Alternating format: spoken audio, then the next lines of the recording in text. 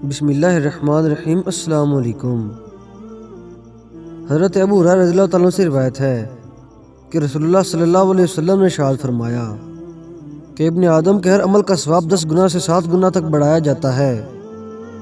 یعنی اس امت محمدیہ صلی اللہ علیہ وسلم کے اعمال خیر کے متعلق عام قانون الہی یہی ہے کہ ایک نیکی کا اجر اگلی امتوں کے لحاظ سے کم از کم 10 گنا ضرور عطا کیا جائے گا، اور بعض اوقات عمل کرنے کے خاص حالات اور اخلاص و خشیت کی کیفیات کی وجہ سے اس سے بھی بہت زیادہ عطا ہوگا، یہاں تک کہ بعض مقبول بندوں کو ان کے اعمال حسنہ کا اجر 700 گنا عطا فرمایا جائے گا۔ تو رسول اللہ صلی اللہ علیہ وسلم نے اللہ تعالیٰ کے اس عام قانون رحمت کا ذکر فرمایا، مگر اللہ تعالیٰ کا ارشاد ہے کہ روزہ اس کے مستثنا ہے کیونکہ وہ میرے لیے ہے اور میں ہی اس کا جتنا چاہوں گا بدلہ دوں گا۔ انسان اپنی شہوت و نفس اور اپنا کھانا میری خاطر چھوڑ دیتا ہے۔ روزہ دار کے لیے 2 مسرتیں ہیں، ایک مسرت افطار کے وقت اور دوسری اپنے رب سے ملاقات کے وقت، اور روزہ دار کے منہ کی بو اللہ تعالیٰ کے نزدیک مشک کی بو سے بہتر ہے، یعنی اللہ تعالیٰ کے مشک کی خوشبو جتنی اچھی اور جتنی پیاری ہے، اللہ تعالیٰ کے نزدیک روزہ دار کے منہ کی بو اس سے بھی اچھی ہے۔ اور روزہ دنیا میں شیطان اور نفس کے حملوں سے بچاؤ کے لیے اور آخرت میں آتش دوزخ کی حفاظت کے لیے ڈھال ہے۔ جب تم میں سے کسی کا روزہ ہو تو فحش باتیں نہ کرے اور نہ شور و شغب اور دنگا فساد کرے، اور اگر اس سے کوئی گالی دے یا اس سے لڑے تو کہہ دے کہ میں روزے سے ہوں، یعنی میں تمہارے اس مسئلے میں حصہ نہیں لے سکتا۔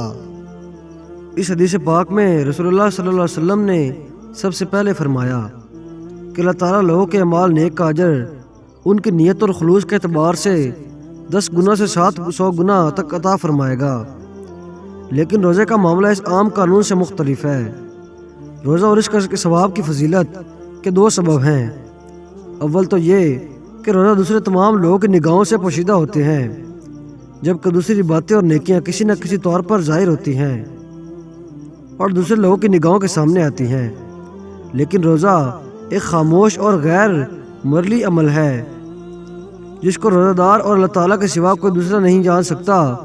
اس میں ریا اور نمائش کا کوئی دخل نہیں ہوتا، اس لیے اللہ تعالیٰ اس کا اجر بھی بے حد بے حساب عطا فرمائے گا۔ دوم یہ کہ روزہ میں نفس کشی اور جسم بدن کا ہلکان نقصان ہے۔ روزے کی حالت میں انسان کو بھوک و پیاس اور ساتھ اپنی نفسانی خواہشات پر قابو پانا پڑتا ہے۔ روزہ تزکیہ نفس کے لیے وہ عمل ہے جس کے اثرات تطہیر نفس اور تہذیب الاخلاق پر گہرے ہوتے ہیں، اور اس سے ایک مومن نفس امارہ پر قابو حاصل کرنے کی صلاحیت بھی پا جاتا ہے۔ یہ نفس بڑا ہی سرکش ہے، اس کی سرکشی سے وہی بچ سکتا ہے جس پر اللہ تعالیٰ کا رحم ہو جائے۔ ارشاد باری تعالیٰ ہے، یقیناً نفس امارہ برائی کا پرزور حکم دینے والا ہے سوائے اس کے جس پر اللہ تعالیٰ کا رحم ہو جائے۔ اس کے علاوہ رمضان میں نیکی اور تقویٰ کا عام ماحول میسر آتا ہے جس میں خیر اور اصلاح کے پھلنے پھولنے کا خوب موقع ملتا ہے۔ آدمی جتنی زیادہ نیک نیتی اور خلوص کے ساتھ اس مہینے میں عمل کرے گا اور جتنا زیادہ رمضان کی برکتوں سے فائدہ اٹھانے کی کوشش کرے گا اور سال کے باقی 11 مہینوں میں رمضان کے اثرات کو باقی رکھے گا، اتنا ہی زیادہ اس کے نیک اعمال پھلتے پھولتے رہیں گے جس کی کوئی انتہا نہیں ہوگی۔ یہ خصوصیات عام حالات میں دیگر اعمال کو حاصل نہیں ہے۔ افطار کے وقت روزہ دار کو خوشی 2 وجہ سے ہو سکتی ہے، یا تو اس لیے کہ یہ وہی وقت ہوتا ہے جبکہ روزہ دار اپنے آپ کو اللہ تعالیٰ کے حکم اور اپنی ذمہ داریوں کے عہدہ برآ محسوس کرتا ہے، یا پھر یہ کہ وہ عبادات کی توفیق اور اس کی نورانیت کی وجہ سے اپنے آپ کو مطمئن و مسرور محسوس کرتا ہے، جو ظاہر ہے خوشی کا سبب ہے۔